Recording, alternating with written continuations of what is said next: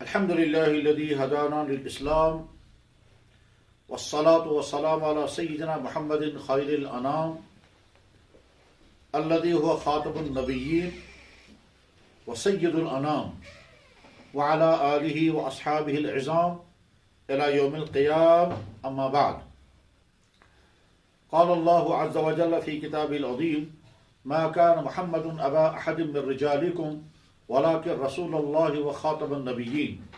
وقال النبي صلى الله عليه وسلم: سيأتي بعدي كذابون ثلاثون كلهم يزعم أني رسول الله وأنا خاتم النبيين لا نبي بعدي، أو كما قال عليه الصلاة والتسليم. أشهد أن لا إله إلا الله وأشهد أن محمدا عبده ورسوله. رضينا بالله تعالى ربا وبالإسلام دينا وبمحمد صلى الله عليه وسلم نبيا ورسولا. على هذه الشهادة نحيا وعليها نموت إن شاء الله. اللہ کے فضل اور احسان سے ختم نبوت کے سلسلے میں جو یہ مختصر اور جامع کورس آنے والا ہے، اس کا آج یہ افتتاح ہو رہا ہے، اس کا آغاز ہو رہا ہے. مجھ سے میرے ان عزیز اور بہت ہی زیادہ عزیز نے اصرار کے ساتھ یہ درخواست کی کہ اس کے افتتاحی سبق کے لیے آپ اپنا وقت نکالیں، اور ان کے اس اصرار اور بہترین پیشکش پر اس وقت ختم نبوت کے عقیدے کی اہمیت، اس کی ضرورت اور اس کے سلسلے میں کچھ تمہیدی گفتگو آپ کے سامنے آئے گی. ختم نبوت کے سلسلے میں تفصیلات تو انشاءاللہ بعد میں آپ اس کورس میں سنیں گے. اس میں ختم نبوت کے متعلق قرآن کریم کی آیات، ختم نبوت کے متعلق احادیث مبارکہ، ختم نبوت سے متعلق محدثین، فقہا، متکلمین کے ارشادات، اور ختم نبوت کی ضرورت آج کے زمانے میں کیا ہے، اور ختم نبوت کے نتیجے میں ہم کن اہل باطل کا رد کرتے ہیں. یہ تمام تفصیلات انشاءاللہ ختم نبوت کے اس مختصر کورس میں آپ کے سامنے آ جائیں گی. آج چونکہ تمہیدی گفتگو ہو رہی ہے، اس لیے تمہیدی گفتگو کے منتشر مضامین کو ذہن میں رکھ کر کے میں کچھ باتیں عرض کرتا ہوں. پہلی بات یہ ہے کہ اگر کوئی انسان یہ سوال کرے کہ اسلام کو مختصر سے مختصر لفظوں میں اگر بیان کرنا ہو تو کیا کہا جا سکتا ہے، اس کا جواب حضرت مولانا اشرف علی تھانوی رحمہ اللہ تعالیٰ نے یہ دیا ہے. آپ نے فرمایا کہ اگر کوئی انسان مجھ سے یہ کہے کہ صرف ایک لفظ میں پورے اسلام کی تعریف کریں، اسلام کا تعارف کریں، تو میں ایک لفظ میں اسلام کا تعارف کرا سکتا ہوں.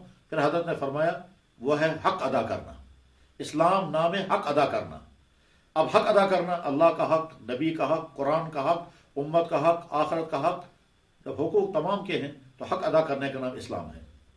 لیکن اگر ہم یہ چاہیں گے کہ تھوڑا اس سے زیادہ تفصیل ملنی چاہیے، اسلام کس چیز کا نام ہے، تو ہم کہہ سکتے ہیں کہ اسلام نام ہے اللہ اور اللہ کے نبی کے حکموں کو پورا کرنے کا. اگر کوئی آدمی چاہے کہ نہیں اس سے تھوڑا اور زیادہ تفصیل ہونی چاہیے، تو پھر ہم یوں کہہ سکتے ہیں اسلام نام ہے 3 چیزوں کے مجموعے کا. نمبر 1 عقائد، نمبر 2 فرائض، نمبر 3 محرمات. عقائد کا تعلق انسان کے دماغ اور دل کے ساتھ ہے، مسائل کا تعلق انسان کے جسمانی اعمال کے ساتھ ہے، اور محرمات کا تعلق دماغ اور دل دونوں کے ساتھ اور جسم کے ساتھ بھی ہے. عقائد کے معنی چیزوں کو حقائق کو ماننا، فرائض کے معنی احکامات کو انجام دینا، اور محرمات کے معنی حرام چیزوں سے بچنا. تو گویا اسلام نام 3 چیزوں کے مجموعے کا. کچھ حقیقتوں کو ماننا ہے، کچھ اعمال کو انجام دینا ہے جن کا حکم اللہ کے نبی نے دیا، اور کچھ حرام چیزوں سے بچنا ہے جن کو حرام کیا اللہ اور اللہ کے نبی نے. لیکن اگر کوئی آدمی کہے گا نہیں اس سے زیادہ تفصیل ہونی چاہیے جس سے ہم سمجھ سکیں کہ اسلام کیا ہے، تو جواب اس کا یہ ہے کہ اسلام نام ہے 5 چیزوں کے مجموعے کا. نمبر 1 عقائد، نمبر 2 عبادات، نمبر 3 اخلاقیات، نمبر 4 معاشرت، نمبر 5 معاملات. ان 5 چیزوں کے مجموعے کا نام اسلام ہے. ان 5 چیزوں میں سے سب سے پہلی چیز ہے عقیدہ. تو ہمیں سمجھنا ہے کہ عقیدہ کسے کہتے ہیں. کائنات کی وہ سچی حقیقتیں جن کا انکار ممکن نہیں ہے، مگر وہ انسانوں کے نظروں کے سامنے بھی نہیں ہے. کائنات کی وہ سچی حقیقتیں جن کا انکار ممکن نہیں ہے مگر وہ انسان کے مشاہدے میں نہیں آتی ہیں، ان سچی حقیقتوں کو ماننا نبی کے کہنے پر، اس کو عقیدہ کہتے ہیں۔ مثلا ہم نے آخرت نہیں دیکھی، نہ آخرت کا کسی کو تجربہ ہوا ہے، اب اللہ کے کہنے پر اور اللہ کے نبی کے کہنے پر یہ مان لینا کہ مرنے کے بعد زندہ ہونا ہے اور جنت ہوگی، جہنم ہوگی، حساب ہوگا وغیرہ، وہ تمام تفصیلات کو ماننا اللہ اور نبی کے کہنے پر۔ اب جب ہم نے مانا، وہ ایک ایسی چیز کو مانا جس کو ہم نے دیکھا نہیں، جس کا ہم تجربہ نہیں کر سکتے ہیں، اس کو کہیں گے عقیدہ آخرت۔ انسان جب کسی چیز کو مانتا ہے تو سوال ہے مانتا کب ہے؟ ویسے ماننے کی الگ الگ قسمیں ہیں۔ ایک ماننا وہ ہوتا ہے جس ماننے کا آگے چل کر آدمی انکار بھی کر سکتا ہے، تو ماننا حقیقی ماننا نہیں ہوا۔ لیکن ایک ماننا ایسا ہوتا ہے کہ چاہے دنیا ادھر سے ادھر ہو جائے، آدمی اس کا انکار نہیں کر سکتا، اس ماننے کا درجہ جو ہے وہ بہت زیادہ پختہ ہوتا ہے۔ مثلا ہم میں سے ہر شخص مانتا ہے کہ میں نے اپنی ماں کے پیٹ میں 9 مہینے گزارے ہیں، حالانکہ دیکھا کسی نے بھی نہیں۔ ہم میں سے ہر شخص یہ مانتا ہے کہ میں نے اپنی ماں کا دودھ پیا ہے، حالانکہ یاد ہم میں سے کسی کو بھی نہیں ہے، لیکن اتنا پختہ یقین ہے یہ کہ ہم آسانی سے اس کا انکار نہیں کر سکتے۔ ہو سکتا ہے ہماری ماں نے دودھ نہ ہونے کی وجہ سے دودھ نہ پلایا ہو، لیکن اس کے باوجود ہم سمجھتے ہیں کہ ہماری ماں ہے۔ کیوں کہ ہم مانتے ہیں ہماری ماں نے کہا میں تمہاری ماں ہوں، ہمارے والد نے کہا یہی تمہاری ماں ہے، ہمارے گھر کے لوگوں نے جن میں بھائی بہن میں انہوں نے کہا یہ تمہاری ماں ہے، اور لوگوں نے بھی کہا تم اسی کے پیٹ سے پیدا ہوئے، اور ہم کو بھی یقین آ گیا۔ اور یہ یقین اتنا پختہ یقین ہے کہ اب اگر دنیا ادھر سے ادھر ہو جائے اور سمجھانے والے ہم کو کتنا ہی سمجھائیں کہ حقیقت یہ نہیں ہے، تو ہم کہیں گے نہیں، حقیقت یہی ہے۔ میں تمہارے کہنے پر اس دل میں بیٹھی ہوئی سچی حقیقت کا انکار نہیں کر سکتا کہ فلاں خاتون میری ماں ہے۔ ہم میں سے ہر شخص کو یقین ہے کہ آسمان اوپر ہے، زمین نیچے ہے۔ ہم میں سے ہر شخص کو یقین ہے کہ آگ گرم ہے، پانی آگ کو بجھا دیتی ہے۔ یہ یقین جو ہے وہ مشاہدے کی بنیاد پر ہے۔ ہم دیکھتے ہیں آسمان اوپر ہے اس لیے یقین ہے، ہم دیکھتے ہیں زمین نیچے اس لیے یقین ہے، ہم دیکھتے ہیں کہ پانی آگ کو بجھا دیتا ہے اس لیے یقین ہے۔ تو ایک یقین انسان کے اندر آتا ہے مشاہدے کی بنا پر، ہم نے چیز کو دیکھا اور دیکھنے کے بعد ہم نے اس کا یقین کر لیا۔ کبھی کسی چیز کا یقین ہوتا ہے انسان اس کی آواز سن کر، حواس خمسہ کے ذریعے سے کسی چیز کو ماننا، دیکھ کر کے محسوس کر کے ماننا، اور یہ جو یقین پیدا ہوتا ہے یہ یقین ہوتا ہے چونکہ مشاہدے پر، اس کو عقیدہ نہیں کہتے۔ لیکن جب اسی طرح سے یقین ہو جائے اللہ اور اللہ کے نبی کے کہنے پر کسی ایسی چیز کا جس کا ہم انکار نہ کریں اور وہ پختہ ہمارے دل میں بیٹھ جائے، اس کو عقیدہ کہتے ہیں۔ لہذا آسمان ہمارے اوپر ہے یہ ہم مانتے ہیں مگر یہ عقیدہ نہیں ہے۔ لیکن جب ہم کہیں گے فرشتے ایک مخلوق ہیں اور یہ ہم اس لیے کہتے ہیں کہ اللہ اور اللہ کے نبی نے کہا اور ہم نے مان لیا، تو یہ عقیدہ بن گیا۔ ہم کہتے ہیں زمین ہمارے پاؤں کے نیچے ہے، ہم میں سے ہر شخص کو یقین ہے مگر یہ عقیدہ نہیں ہے کیونکہ ہمارا مشاہدہ ہے۔ لیکن اللہ اور اللہ کے نبی نے فرمایا، کیا اللہ نے نبی بھیجے تھے، وہ جو پہلے نبی آئے تھے ان میں سے کسی نبی کو ہم نے دیکھا نہیں، اللہ کے کہنے پر ہم نے مان لیا۔ آدم علیہ السلام سے لے کر عیسیٰ علیہ السلام تک نبی آئے ہیں، اللہ کے نبی علیہ السلام کے کہنے پر ہم نے مان لیا کہ آدم علیہ السلام بھی نبی تھے، نوح علیہ السلام نبی تھے، موسیٰ علیہ السلام نبی تھے۔ جن جن نبیوں کا تذکرہ قرآن میں آیا اللہ اور اللہ کے نبی نے ان کا تذکرہ کیا، ہم نے ان کو مان لیا کہ وہ نبی تھے۔ یہ نبی کے کہنے پر ان نبیوں کو مان لینا یہ عقیدہ کہلاتا ہے۔ ہم نے نہیں دیکھا ہے تورات نازل ہو رہی ہے، ہم نے نہیں دیکھا انجیل نازل ہو رہی ہے، لیکن اللہ نے قرآن کریم میں فرمایا میں نے تورات اتاری ہے، اور اللہ کے نبی نے قرآن ارشاد فرمایا کہ اللہ نے موسیٰ علیہ السلام پر تورات نازل فرمائی تھی، ہم نے مان لیا، تو یہ عقیدہ بنا۔ بس خلاصہ کیا ہوا؟ اللہ کے کہنے پر کسی نظر نہ آنے والی حقیقت کو مان لینا، نبی کے کہنے پر کسی نظر نہ آنے والی حقیقت کو مان لینا۔ میں حقیقت کا لفظ استعمال کر رہا ہوں، گویا اگر ہمیں نظر نہیں آ رہی ہے اور نبی ہمیں نہیں بھی بتائیں گے تب بھی وہ حقیقت ہے، تو وہ سچائی ہے، وہ پختہ حقیقت ہے، وہ صداقت ہے، اس کا انکار نہیں کر سکتے۔ اگر اللہ کے نبی ہمیں اس کا تعارف نہ کراتے تب بھی وہ چیز تھی، نبی نے اس کا تعارف کرا اس لیے ہم نے مان لیا۔ تو اللہ اور اللہ کے نبی کے کہنے پر جب ہم کسی نظر نہ آنے والی حقیقت کو تسلیم کر لیں تو اس کو عقیدہ کہتے ہیں۔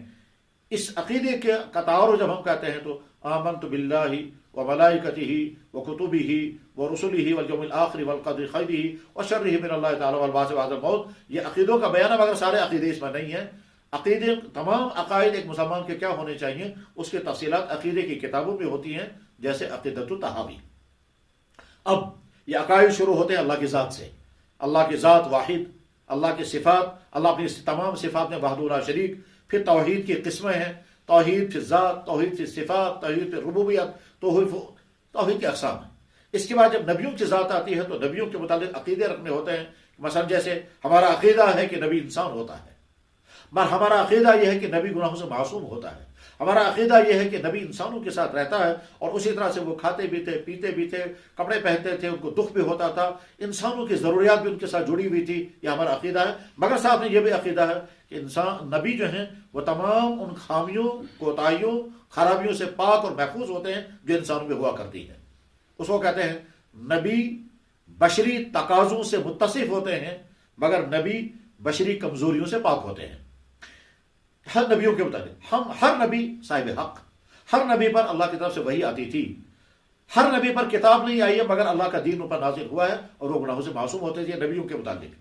یہ تمام عقیدے جیسے ہر نبی کے متعلق ہیں، یہ تمام عقیدے آخری نبی جناب محمد رسول اللہ صلی اللہ علیہ وسلم کی ذات اقدس کے متعلق بھی رکھنے ضروری ہیں، مگر ساتھ میں چند عقائد اور بھی ہیں جن عقائد کا تعلق صرف حضور کی ذات کے ساتھ ہے۔ مثلا ایمان والے کو یقین رکھنا ہے کہ ہر نبی ایک مخصوص علاقے کے لیے ہوتا تھا، پورے عالم کے لیے کوئی نبی نہیں ہوتا تھا، پورے عالم کے لیے نبی صرف محمد رسول اللہ کی ذات ہے۔ کسی نبی نے اعلان نہیں کیا کہ میں پورے عالم کے لیے ہوں، صرف آپ علیہ السلام نے اعلان کیا خود، اور اللہ نے بھی اعلان کیا کہ میرا یہ نبی پورے عالم کے لیے ہے۔ تو ہم کو عقیدہ رکھنا ہے کہ آدم علیہ السلام سے لے کر کے عیسیٰ علیہ السلام تک جتنے نبی آئے ہیں، جن نبیوں کا تذکرہ اللہ نے قرآن کریم میں کیا ہے، وہ سارے نبی سچے تھے، اللہ کے مخصوص بندے تھے، گناہوں سے معصوم تھے، اللہ کے پیارے تھے، ان پر وحی نازل ہوتی تھی، تمام خوبیوں اور کمالات سے متصف تھے، اپنے دور کے سب سے معزز و مقدس ترین انسان تھے، مگر ان کی نبوت ان کی محدود تھی انہی کے علاقے کے لیے۔ یہی وجہ ہے کہ ایک ایک بات میں کئی کئی نبی بھی آتے تھے۔ آخری نبی جناب رسول اکرم صلی اللہ علیہ وسلم، ان کی نبوت پورے عالم کے لیے ہے۔ تو ایک فرق یہ ہوا۔ دوسرا اہم ترین فرق یہ ہوگا کہ ہر نبی نبی تھا مگر آخری نبی نہیں، صرف جناب رسول اکرم صلی اللہ علیہ وسلم کو اللہ نے آخری نبی بنایا۔ اس آخری نبی بنانے کے معنی کیا ہے؟ آپ کے بعد کوئی نبی آنے والا نہیں ہے۔ اس کو کہتے ہیں عقیدہ ختم نبوت۔ یہ عقیدہ ختم نبوت اتنا زیادہ اہم ہے کہ اگر کوئی ایمان والا مثلا یہ کہ میں اللہ کو بھی مانتا ہوں، سارے نبیوں کو بھی مانتا ہوں، ہر نبی کو مانتا ہوں، مگر اور حضور احمد صلی اللہ علیہ وسلم کو بھی مانتا ہوں، ان کے تمام صفات اور کمالات اور خوبیاں تمام کا، مگر حضور کو میں آخری نبی نہیں مانتا، تو یہ آدمی ایمان سے خارج ہو جاتا ہے۔ عقیدہ ہوتا ہی ایک ایسی چیز ہے کہ جس کو ماننے کے نتیجے میں آدمی ایمان میں رہے گا، اور اگر اس کا انکار کر دے گا تو آدمی ایمان سے باہر ہو جاتا ہے۔ جیسے مثلا ہر مسلمان کا یہ عقیدہ ہونا چاہیے کہ حضرت عیسیٰ علیہ السلام زندہ ہیں اور قیامت کا قریب ان کو نزول ہوگا، آسمان پر ان کو اٹھا لیا گیا زندہ حالت میں، یہ قرآن میں بیان ہوا۔ آسمان سے وہ اترے ہیں، تقریباً 100 سے زیادہ حدیثیں ہیں۔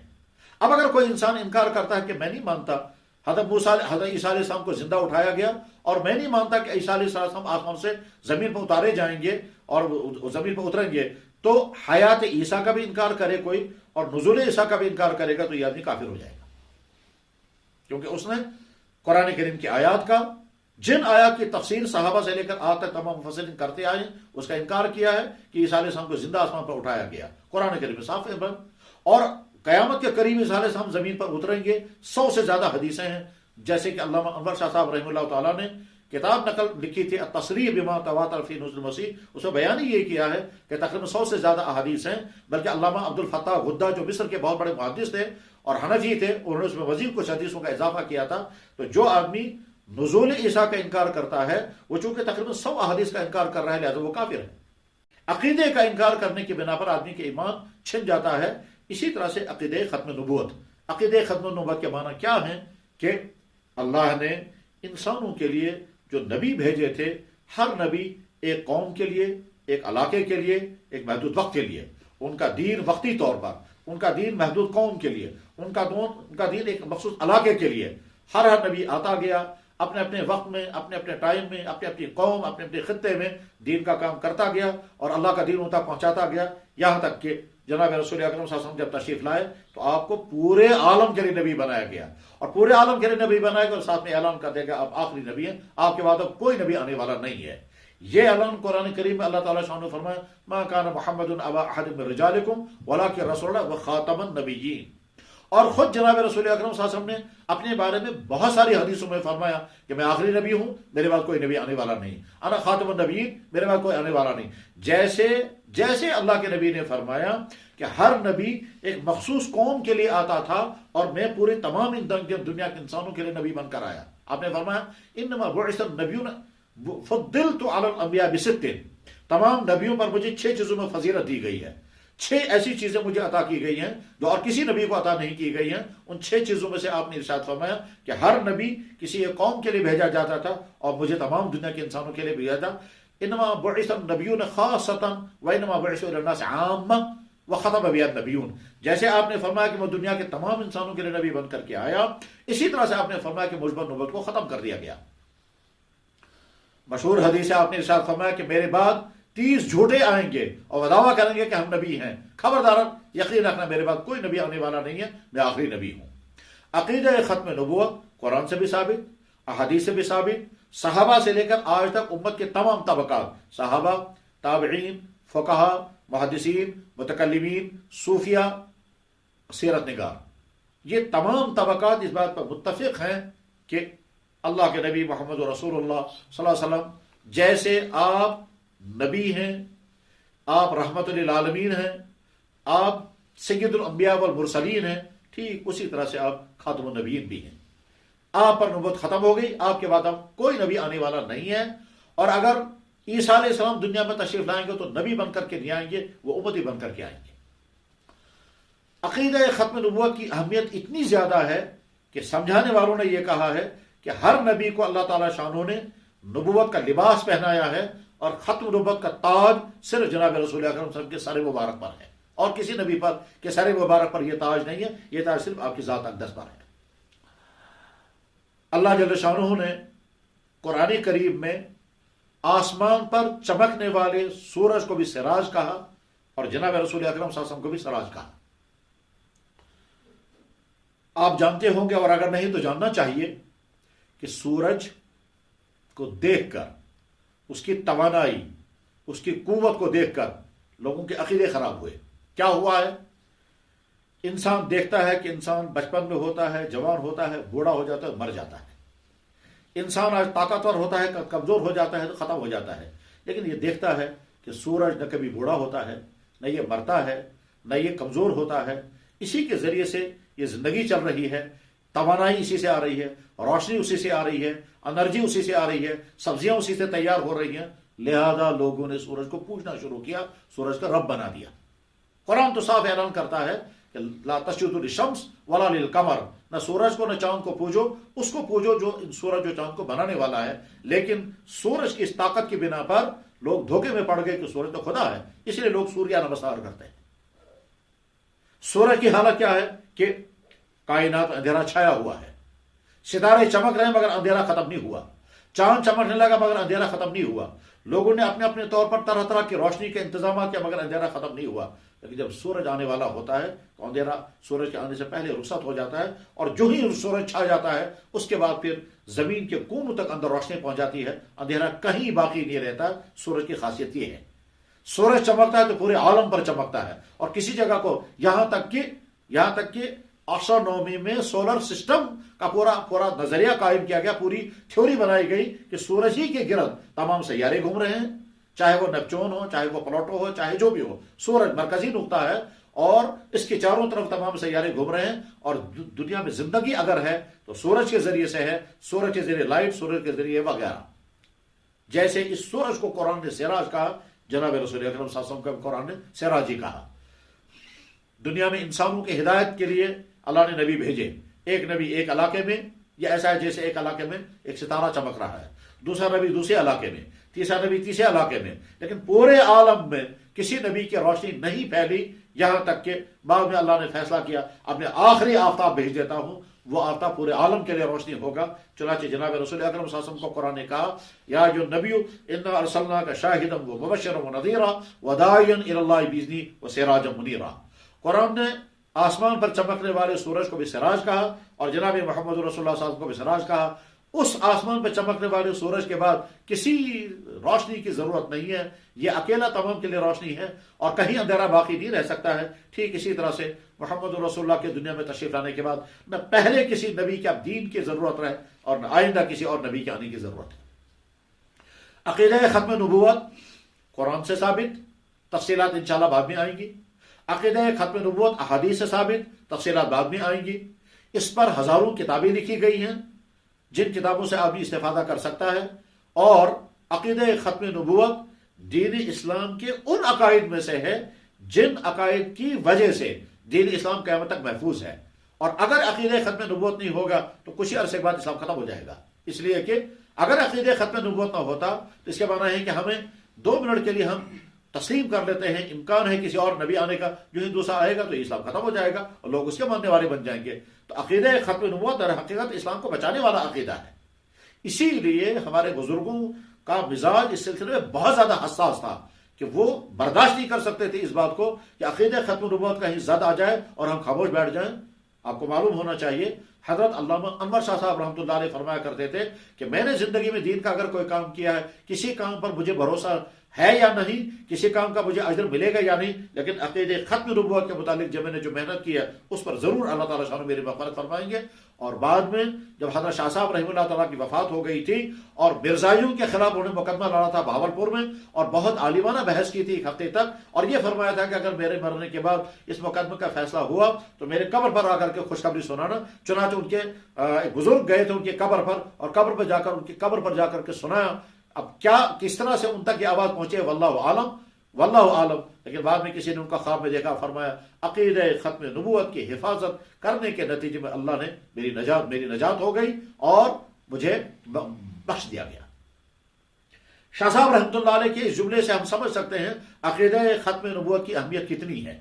کیا جب حضرت علامہ انور شاہ صاحب رحمۃ اللہ علیہ بہاولپور میں مرزائیوں کے خلاف مقدمہ لڑنے کے لیے تشریف لے گئے تھے تو بہاولپور کی جامع مسجد میں فجر کی نماز کے بعد حضرت شاہ صاحب کا بیان ہوا، اور بیان شروع کرنے سے پہلے حضرت نے فرمایا میں بیمار تھا، سفر کرنے کے قابل نہیں تھا، بواسیر کی وجہ سے خون خارج ہوتا تھا، ہمت نہیں تھی سفر کرنے کی، مگر چونکہ ختم نبوت کا معاملہ ہے اس لیے میں نے سوچا میرے پاس نجات کے لیے تو کوئی عمل نہیں ہے، ہو سکتا ہے ختم نبوت کے لیے میں جا رہا ہوں، یہی میرے نجات کا نجات کا ذریعہ بن جائے گا۔ اس کے بعد حضرت شاہ صاحب نے فرمایا وہ راستے میں چلنے والا کتا ہم سے بہتر ہے اگر ہم ختم نبوت کی حفاظت نہیں کر سکے، یہ کہا اور پورا مجمع رونے لگا۔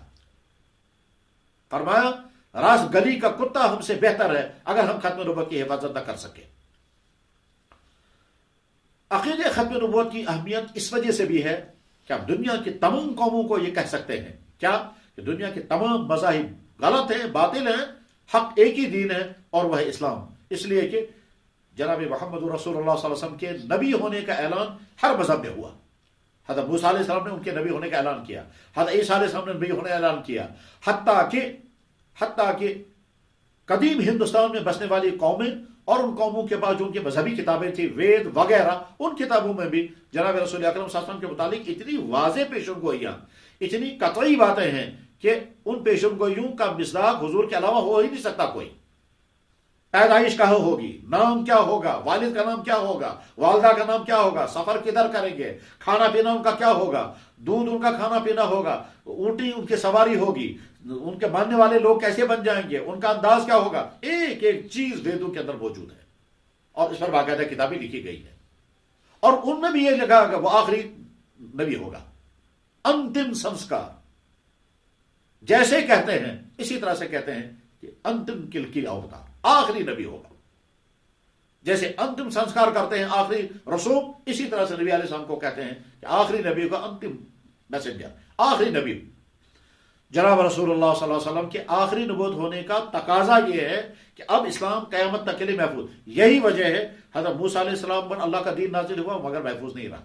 ایک یہودی نہیں بتا سکتا کہ تورات اوریجنل حالت میں ہے، ایک یہودی نہیں بتا سکتا کہ حضرت موسیٰ علیہ السلام نے یہ بات کہی ہے اور ان ورڈز کے ساتھ کہی ہے۔ اس انجیل اللہ تعالیٰ شان کتاب سے اتری ہوئی کتاب ہے، ایک عیسائی نہیں بتا سکتا ہے کہ انجیل اوریجنل حالت میں ہے اور حضرت عیسیٰ علیہ السلام نے یہ باتیں کہی ہیں، نہیں۔ لیکن اس کے مقابلے میں محمد رسول اللہ صلی اللہ علیہ وسلم اترنے والی کتاب محفوظ یعنی قرآن، اور آپ نے جو کچھ زبان سے فرمایا حدیث ہیں وہ ساری کے سارے ریکارڈ میں محفوظ ہیں۔ دنیا میں کسی انسان کے حرکات، سکنات، بولنا، چالنا، کھانا، پینا، جو کیا وہ، جو کہا وہ، سارا ریکارڈ میں ہو، کسی کے پاس کسی نہیں، صرف محمد. اور یہ ختم نبوت کی وجہ سے ہے. ختم نبوت کا عقیدے کی اہمیت اس وقت بہت زیادہ بڑھ گئی تھی جب یہاں قادیان سے ایک انسان اٹھا جس کا اصل نام تھا غلام احمد. اور غلام احمد نے پہلے تو وہ عام انسان کی طرح، پھر اپنے آپ کو، پھر وہ عدالتوں میں منشی کا کام کرتا تھا. اس کے بعد پھر وہ اپنے آپ کو مصنف دکھانے لگا. پھر اس نے اسلام کا اپنے آپ کو نمائندہ بنایا. پھر آگے چل کر کبھی کہتا تھا مہدی، کبھی کہتا تھا میں عیسیٰ مسیح، یہاں تک کہ آخر میں کہا کہ میں نبی ہوں. بلکہ آگے چل کر کے کہا میں موسیٰ بھی ہوں، میں عیسیٰ بھی ہوں، میں نوح بھی ہوں، ابراہیم بھی ہوں، اور ساری نبوتیں میرے اندر جمع ہو گئی ہیں. اس وقت ختم نبوت کی عقیدت اہمیت بڑھ گئی تھی. اور یہاں سے علماء حق کھڑے ہو گئے جن میں تمام طبقات کے علماء، اس میں کوئی ایک تخصیص نہیں ہے. ہمارے مسلمانوں کے اندر مسلمانوں کے جتنے طبقات ہیں ان تمام طبقات کے علماء نے بڑھ چڑھ کر کے اس جعلی نبوت، اس خانہ ساز نبوت کا رد کرنے کا اعلان کیا. اور تمام علماء نے اپنے اپنے حساب سے خوب خدمات انجام دی ہیں. اور جو جن سے ہو سکا ہے، البتہ اس میں شک نہیں ہے کہ اس سلسلے میں علماء دیوبند اور خاص طور پر علامہ انور شاہ صاحب رحمۃ اللہ علیہ کا کارنامہ اتنا ممتاز ہے کہ آپ نے خود اور ان کے شاگردوں نے، جیسے شاگردوں میں حضرت مولانا مفتی محمد شفیع صاحب تھے، انہوں نے ختم نبوت پر پوری کتاب لکھی. حضرت مولانا ادریس کاندھوی، انہوں نے حضرت عیسیٰ علیہ السلام کے نزول پر پوری کتاب لکھی. مرزائیت کے رد میں حضرت مفتی شفیع صاحب نے، مولانا ابو الوفا شاہجہاں پوری نے، مولانا منظور نعمانی نے، مولانا محمد یوسف بنوری نے، یہ تمام حضرت علامہ انور شاہ صاحب کے بڑے بڑے شاگرد تھے. ان تمام نے ختم نبوت کے کام کو اپنا سب سے اہم ترین کام سمجھا اور اس سلسلے میں بڑے حساس تھے. بلکہ حضرت مولانا یوسف بنوری رحمہ اللہ تعالیٰ وہ شخصیت ہے جن کی محنت اور قربانی کے نتیجے میں اس ملک کے اندر یعنی پاکستان کے اندر مرزائیوں کو پارلیمنٹ میں ڈکلیئر کر دیا گیا کہ یہ کافر ہے. وہ ہمارے علماء کی قربانی تھی. مولانا یوسف بنوری اس زمانے میں عالمی مجلس ختم نبوت کے امیر تھے. اور مدینہ طیبہ میں ایک مخصوص مجلس میں بہت سارے اکابر کے ساتھ میٹنگ کر کے پھر جب باہر نکلے تھے تو ان کے چہرے پر بہت زیادہ جلال تھا، چہرہ سرخ تھا. اور پھر وہاں چلتے چلتے انہوں نے کہا کہ ضرور خون کی قربانیاں دینی پڑیں گی اور مسئلہ حل ہو جائے گا. خون کی قربانی دینے کے معنی کیا ہے؟ یعنی وہاں کے اداروں میں، وہاں کے انتظامیہ میں مرزائی اتنے داخل ہو چکے تھے کہ وہ عقیدے ختم نبوت اور مرزائیوں کے کفر کا فیصلہ نہیں ہونے دے رہے تھے. اس لیے جو مسلمان وہاں مطالبہ کرتے تھے کہ مرزائیوں کو اسلام سے خارج کر دیا جائے، ان کو وہاں کی پولیس اور وہاں کی انتظامیہ کے لوگ قتل کرتے تھے. چنانچہ ہزاروں قتل ہوئے ہیں. اور اس کے بعد پھر وہاں کی حکومت مجبور ہو گئی اور ان کو ڈکلیئر کر دیا گیا کہ مرزائی کافر ہیں. قربانی تھی ہمارے علماء کی جس میں نمایاں شخصیت تھی حضرت مولانا محمد یوسف بنوری. عقیدہ ختم نبوت کی اہمیت اس وجہ سے ہے کہ در حقیقت متوازی نبوت کھڑی کی جا رہی ہے مرزائیوں کی طرف سے. اگر ہمارے علماء اور دوسرے علماء کی قربانیاں نہ ہوتی تو انہوں نے تو صورتحال ہی بدل دی ہوتی. بلکہ وہ جو نیا ملک اسلام کے نام پر بنا تھا اس پورے ملک کو عیسائی بنا دیتے، مرزائی بنا دیتے. خود یہاں کشمیر میں انہوں نے پلان بنایا تھا کہ کشمیر کو ہم مرزائی اسٹیٹ بنائیں گے. تو عقیدہ ختم نبوت کی اہمیت دین کے ہر پہلو کے اعتبار سے ہے. آپ جب اس درس میں شریک ہوں گے بہت شوق اور جذبے کے ساتھ شریک ہوں. اس کے بعد پھر آپ کو سمجھنا ہوگا عقیدہ ختم نبوت کے متعلق قرآن کریم کی آیات کیا ہیں، ان آیات کی تفسیر کیسے کی جاتی ہے اور مرزائی اس میں کیا دھوکہ دیتے ہیں. یاد رکھنا چاہیے مرزائی بہت دھوکے باز قوم ہے اور وہ ایسے فراڈ کرتے ہیں کہ بڑے بڑے ظہیر آپ جو ہے وہ حیران ہو جاتے ہیں. اور دھوکہ کرنے کے لیے وہ بڑی محنتیں بھی کرتے ہیں. تو ایک تو وہ آیات جن آیات کا تعلق ختم نبوت کے عقیدے کے ساتھ ہے ان آیات کی مستند تفسیر پڑھنی ہوگی. پھر احادیث اس سلسلے میں کیا ہیں وہ احادیث آپ کو سامنے رکھنی ہوگی. اور جب آپ کو درس میں بتایا جائے گا یہ ہیں احادیث تو ان کو بہت توجہ کے ساتھ سنیں، توجہ کے ساتھ سن کر ان احادیث کو اپنے پاس محفوظ رکھیں. پھر ان احادیث میں سے جن احادیث پر مرزائیوں کی طرف سے کوئی اعتراض آتا ہوگا ان کا جواب یہاں سے کیا وہ بھی سمجھ کر کے رکھیں. اور اس کے بعد تیسری چیز ہے کہ امت کے جتنے اہم طبقات ہیں، اہم طبقات میں عقیدے بیان کرنے والا جو طبقہ ہے وہ متکلمین کہتے ہیں. تو متکلمین جو شروع سے لے کر آخر تک ہیں انہیں ختم نبوت کے متعلق کیا فرمایا ہے. ہمارے بہت سارے مصنفین نے مواد جمع کیا ہے، محدثین کی آراء، فقہا کی آراء، متکلمین کی آراء، مورخین کی آراء ختم نبوت کے سلسلے میں. وہ آپ کے پاس ایک مواد رہنا چاہیے. ختم نبوت کے عقیدے کی غلط تشریح مرزائی کیسے کرتے ہیں اور وہ کیسے کہتے ہیں ایک نبوت ہے نبوت کاملہ، ایک نبوت ہے ذلی نبوت، ایک نبوت ہے بروزی نبوت، اور بروزی نبوت تو چالو ہے، ذلی نبوت ختم. طرح طرح کے دھوکے دیتے ہیں. مجھے یاد آیا کہ ایک مرتبہ یہاں سری نگر میں ایک کالج کے اندر ایک مرزائی لڑکے نے لوگوں کو دھوکہ دینا شروع کیا، اور وہ کالج کے لڑکے پریشان تھے، وہ ان کو چیلنج کرتا تھا اور میرے ساتھ بحث کرو۔ ان کالج کے لڑکوں نے مجھے کانٹیکٹ کیا، چنانچہ میں یہاں آیا اور اس کالج میں چلا گیا۔ غلطی اس وقت یہ ہو گئی ہم سے کہ اس مرزائی لڑکے نے کہا میں اکیلے میں بات کرنا چاہتا ہوں۔ ہمیں نہیں ماننا چاہیے تھا، ہم اسے اکیلے میں بات کریں گے، ہم کو سب کے سامنے موجودگی میں بات ہونی چاہیے تھی، تاکہ جب سب کے سامنے واضح ہو جاتا وہ لاجواب ہو گیا، اور سب کے سامنے واضح ہو جب باطل ہو گیا تو سب کو سمجھ۔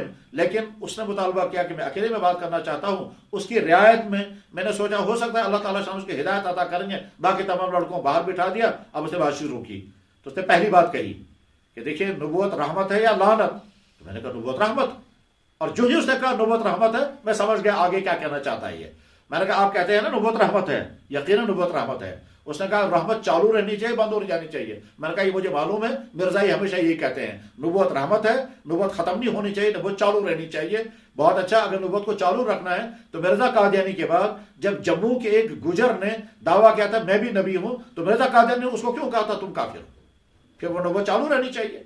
اور وہ جناب رسول اکرم صلی اللہ علیہ وسلم لے کر مرزا قادیانی تک وہ رحمت جو ہے وہ کس انسان کو ملی ہے، اور مرزا قادیانی کے بعد وہ رحمت کس کو ملے گی؟ یہ مرزائیوں کا مشہور دھوکہ، نبوت رحمت ہے، نبوت چالو رہنی چاہیے، یہ بندی ہونی چاہیے۔ تو آپ کو ختم نبوت کے ان اسباق میں اس پہلو کو سمجھنا ہوگا کہ مرزائی کیا کیا دھوکہ دیتے ہیں، اور یاد رکھنا چاہیے آج بھی مرزائی سرگرم ہے۔ مرزا مسرور احمد یورپین ممالک میں نہ جانے کن کن کی مددوں کے ذریعے سے کام کر رہے ہیں۔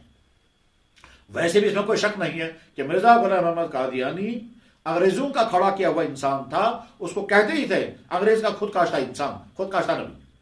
حضرت مولانا ابوالحسن ندوی رحمہ اللہ تعالیٰ نے تو اپنی کتاب صراحتاً لکھی، غرض یہ کہ مرزائیت کے رد میں جو لٹریچر ہے اس کا اہم ترین شعبہ جو ہے وہ ہے ختم نبوت۔ تو ختم نبوت کا عقیدہ اسلام کے بنیادی عقائد میں سے ہے، بلکہ بہت سارے اصحاب کشف کا کہنا یہ ہے کہ اگر کسی انسان کے پاس کوئی عمل نہ ہو اور ختم نبوت کا کام اس نے کیا ہوگا تو اسی ختم نبوت کے کام پر اس کی مغفرت ہو جائے گی۔ بات بہت لمبی ہو گئی، بس مجھے ایک واقعہ یاد آ گیا، اسی واقعے پہ میں بات ختم کر دیتا ہوں۔ ہمارے بزرگوں میں سے گزرے حضرت مولانا عبداللہ درخواستی، یہ بہت بڑے بزرگ تھے، بہت صاحب علم تھے، بہت صاحب کمال تھے، اہل اللہ میں سے تھے۔ اخیر عمر میں انہوں نے ارادہ کیا کہ میں اب اپنا وطن چھوڑ کر کے اور وہ مدینہ طیبہ چلا جاؤں گا۔ چنانچہ وہ پاکستان کے رہنے والے تھے، اس خطے کو چھوڑ کر کے انہیں ارادہ کیا مدینہ طیبہ، اور وہ ہجرت کر کے چلے گئے۔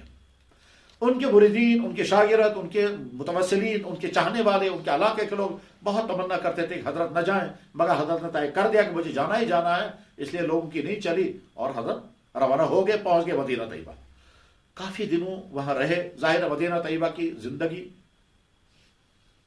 سب سے مقدس زندگی ہے، وہاں کا زندگی، وہاں کی موت قیمتی ہے۔ اس دنیا میں اگر سب سے قیمتی زندگی ہو سکتی کسی کی تو مدینے کی زندگی، اور موت اگر ہو سکتی ہے تو مدینے کی موت۔ وہ اسی تمنا اور اسی طلب کے ساتھ وہاں گئے تھے۔ کچھ دنوں کے بعد اللہ کے نبی علیہ السلام کی خواب میں زیارت ہو گئی، تو جب زیارت ہوگی تو اللہ کے نبی علیہ السلام نے ان کو فرمایا کہ تم واپس چلے جاؤ۔ انہوں نے بڑی دربندی کے ساتھ کہا، اور اس کے حضرت میں تو بڑے شوق کے ساتھ یہاں حاضر ہوا ہوں اور آخری دن یہی گزارنا چاہتا ہوں، اور مدینے کی مٹی مجھے مل جانی چاہیے، یہی میری قبر بننی چاہیے۔ حضرت نے فرمایا تم واپس جاؤ۔ پھر صاحب نے یہ فرمایا تم وہاں دین کا کام کرو گے، مجھے اس میں زیادہ خوشی ہے بمقابلے اس کے کہ تم یہاں اپنی ذات کی عبادت کرو۔ اس کے بعد فرمایا میرے بیٹے عطا اللہ کو میرا سلام کہنا، اور یہ کہنا کہ ختم نبوت کے تمہاری محنت کی وجہ سے مجھے یہاں قبر کے اندر سرور ملتا ہے، سکون ملتا ہے۔ مولانا عطا اللہ شاہ بخاری مرزا ان کے خلاف ختم نبوت کے سلسلے میں ہمیشہ سرگرم رہتے تھے۔ ختم نبوت کے عقیدے کا تعلق رد عیسائیت کے ساتھ بھی ہے، کیونکہ ہمارا عقیدہ یہ ہے محمد صلی اللہ علیہ وسلم کے بعد کسی کے ختم نبوت کے عقیدے کا تعلق رافضیت کے ساتھ بھی ہے، اس لیے کہ رافضیوں کا کہنا یہ ہے کہ نبی کے بعد امام آتے ہیں اور وہ اماموں کو نبی کا درجہ دیتے ہیں۔ ختم نبوت کے عقیدے کا تعلق مرزائیت، رافضیت، عیسائیت اور تمام باطل، حتیٰ کہ بہائیت اور دوسرے کئی باطل فرقوں کے ساتھ ہے۔ ختم نبوت کا عقیدہ اسلام کے بنیادی عقائد میں سے ہے، جیسے توحید، جیسے رسالت، جیسے آخرت، بنیادی عقائد میں سے ہے۔ کسی ایک عقیدے کا انکار کرنے والا اسلام سے خارج ہو جاتا ہے۔ بس ٹھیک اسی طرح سے ختم نبوت کا عقیدہ اتنا بنیادی عقیدہ ہے کہ اگر کوئی انسان اسلام کے تمام عقائد کو مانتا ہو اور ختم نبوت کا عقیدہ نہ ہو تو اسلام سے خارج ہو جائے گا۔